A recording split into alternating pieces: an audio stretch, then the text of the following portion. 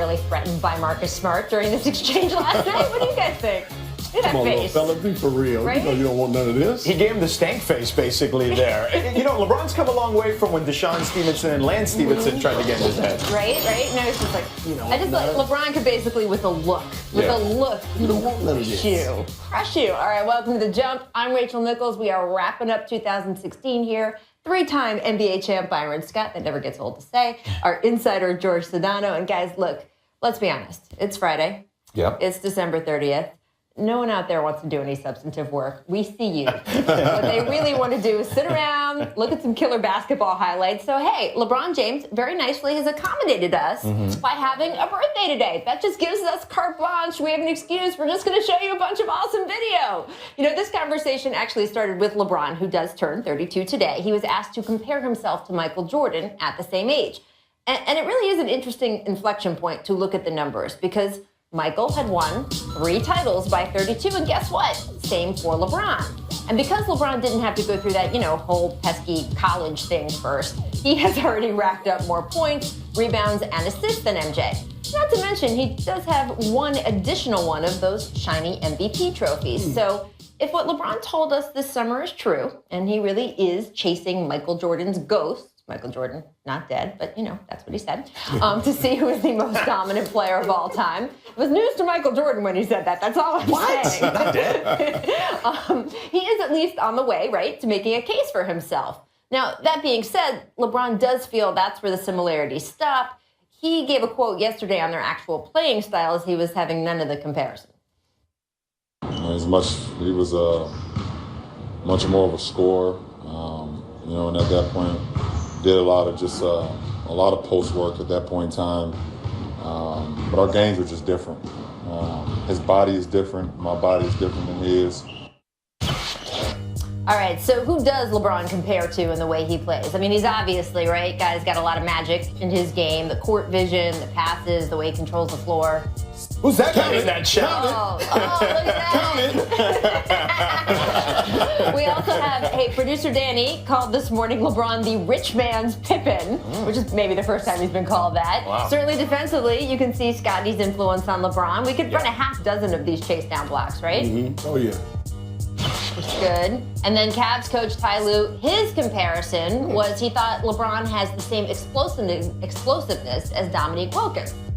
Another compliment. Yeah, I mean, look, I don't think there's any question when you talk about one of the greatest dunkers of all time and finishers. I mean, that's LeBron, too. Right, and of course, you got to throw in Dr. J, as far as I'm concerned. If you're going to talk about athleticism, boom, there you go. And Oscar Robertson, look, we keep talking about Oscar in reference to Russell Westbrook right now because of the triple-doubles. But let's be honest, all a triple-double is a way of measuring all-around influence in a basketball game. And that is probably the most LeBron James thing of all. The best thing you can say about LeBron is he does everything exceptionally well. He can play 1 through 5, guard 1 through 5, score when he has to, facilitate when he has to.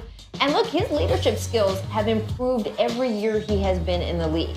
At 32, he now has better numbers than he did at this point last season. Oh, and by the way, along the way, he did happen to topple a 73-win team led by a 2-time MVP, thanks to the best NBA Finals comeback in history. So, it's possible that he's actually comparable to no one. Of course, that's not going to stop all of us from trying.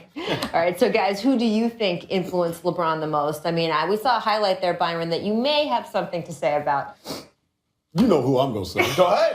Do it. You know I'm going to say Irvin Magic Johnson. Of course. I mean, we just talked about it. He can guard 1 through 5. Magic Johnson can guard 1 through 5 back in the day. He can play every position. Magic Johnson could play every position back in the day. He can facilitate. We know Magic was the best facilitator of all times. His vision. We know Magic's vision was the best. Now, you add the fact that, like LeBron said, he can score when he wanted to. Believe me, Irvin Magic Johnson back in the day could average 25 points a game if he wanted to. And then you look at the other thing I compare him to is that these 2 great football players who also played college basketball, Tony Gonzalez and Tony Gates, were 2 of the best tight ends ever. Yes. Put LeBron, and I've always said this about LeBron James. Right? He is a tight end in a basketball uniform. Yep. He would have been untouchable in the NFL as well. And we already know he's untouchable on the basketball court. Well, remember, he had that flag football game, him and Kevin Durant. So he feels like he is a receiver of sorts. He is. So there's that. Now, I'm with you on Magic. I'm with you on Oscar Robertson. Right. I would throw in the upper body or the body frame of a Karl Malone. I would add that into the equation. Because LeBron is built like a truck. I don't think we've seen a guy as chiseled as LeBron since this guy right here, the mailman, Karl Malone, who was built like a brick house. So that's the other part of the equation that I would throw in there. I would throw that LeBron's strength is only rivaled of that of a guy who's one of the greatest power forwards of all time. Yeah, well, I would agree with you there as well. And one thing that I left out with LeBron is we talk about his athleticism, but his speed and his quickness is unmatched when you look at somebody his size. And Karl might be the closest guy to him when you talk about those two elements of his game as well. And he's 32. I mean, he pointed out yesterday to reporters, he said, I'm like a fine wine. I just keep aging well. I don't know how many more years we have of this version of LeBron, but it's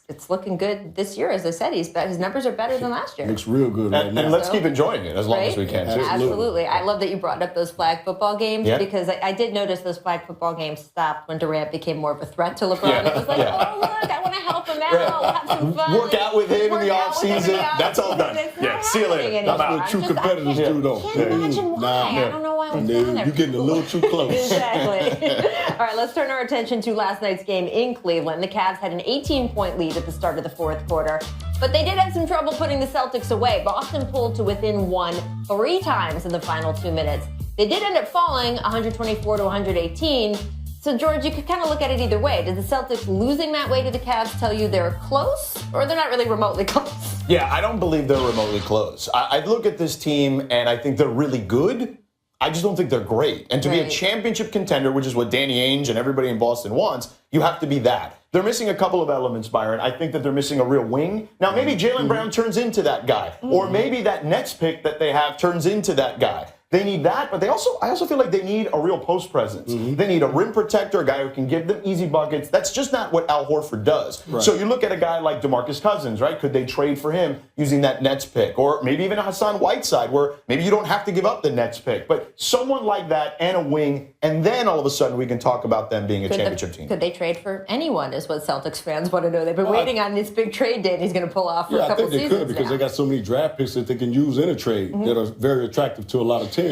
But I agree with you, George, is the fact that they are a very good basketball team. And I said this when Al signed with them this offseason, that's a great piece to the puzzle. But he's not a game changer, but he's a great piece to the puzzle. So they've taken another step forward, in the Eastern Conference, which is very slim anyway. There's no team in the Eastern Conference that I look at right now that's going to challenge Cleveland for a championship as far as the Eastern Conference is concerned. But the Boston Celtics and Toronto, those two teams can make it interesting. But still, at the end of the day, Cleveland's still the favorite.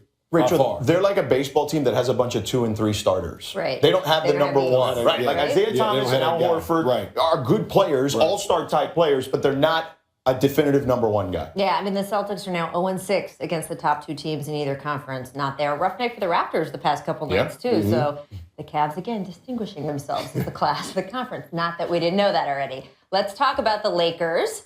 LA outscored 31-13 in the third quarter last night. At home to the Mavs, Dallas, not a good basketball team this year, and yet the Lakers did still manage to lose to them. Their 14th loss in the last 16 games, and afterward, Coach Luke Walton said, quote, as a team, we're going to be fun, we're going to figure it out, but when is the question? How much does it mean to us right now to figure it out? Do we want to do it now, or do we want to wait 2 or 3 years? Take a look. The Lakers hold the worst record in the league in the month of December, 2-14. This is after they were 10-10 heading into the month. So, Byron, if you look at Luke's equation here, are we going to figure it out right now, or is it going to take 2 or 3 years? Where are you putting your money? Well, it's going to take 2 or 3 years. Now, when he said, do we want to wait? We all know LA fans don't want to wait. Yeah. And if they wanted to wait, I wouldn't probably be sitting here with you guys. So I'm just saying.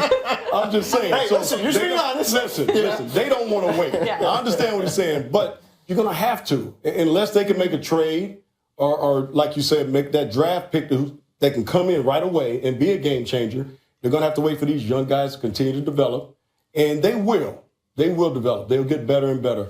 But they are still a year or 2 or 3 away from being a team that can contend in the playoffs. I'm with Byron. That first month of the season was a little fool's gold there, basically. They dealt with some injuries. Then they had to play 8 and 9 guys for about 2 weeks. And this team isn't built for that. There's a reason those guys weren't set out to play those type of minutes. But what is a real progression here? Isn't 30 wins, shouldn't that be enough for this team? And I still feel like they're on, a path for 30 wins potentially. That would be a really good season for them. You're talking about a 13-win improvement. Well, I mean, I think part of what Lou's talking about is he's just looking for some fight from the individual guys. He said in his post-third quarter and in between the third and fourth quarters last night, he was like, I thought we would fight more than this. And I think that's when he's looking at the individual players, guys like D'Angelo. He wants to see some of that individual growth. What do you expect? Yeah, I think that's exactly what he wants to see. You can't settle in on accepting losing. Right.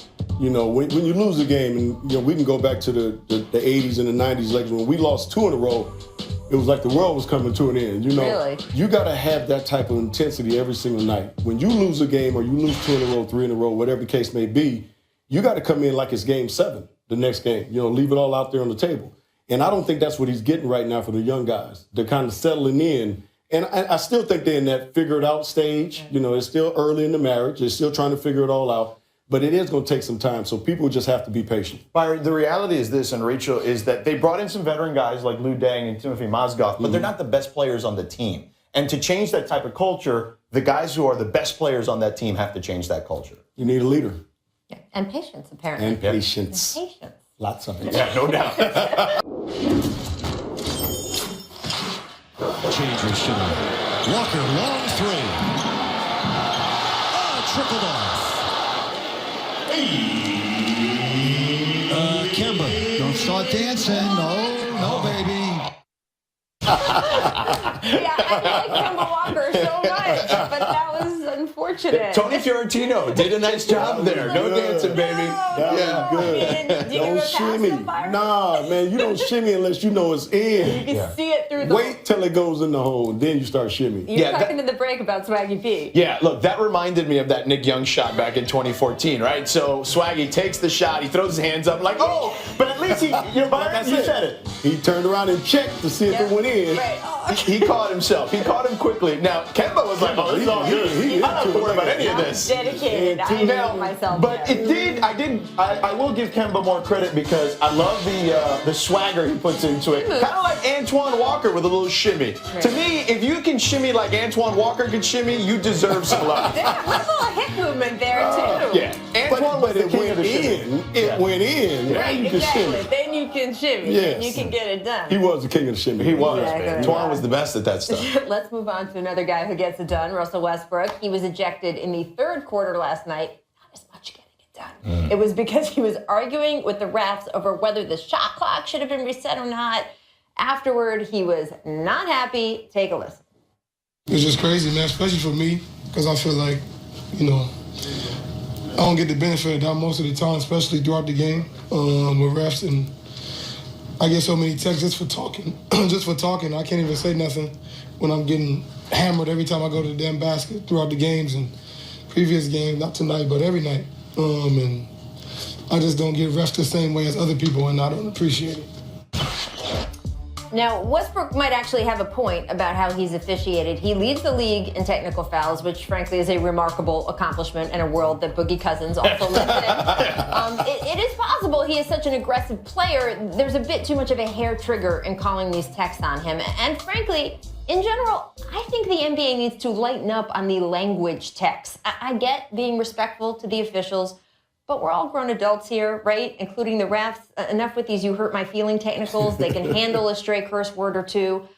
All that being said, can we go a week here, please, without some big star in the NBA complaining that he doesn't get the calls or does get the calls or isn't getting calls he should be getting? Paul George did it the other day to such a degree he got fined $15 grand. Now it's Westbrook who, takes so much contact every time he drives the lane. He probably could get even more calls than he does, but guess what? He already leads the league in free throw attempts per game. So there's an argument to just take the win and move on. And let us move on. On our website today, our Grace Young noted that a year ago, Westbrook said he sat down, he actually watched every tech he got for arguing from the previous season and tried to let it sink in that not once did the officials change their minds.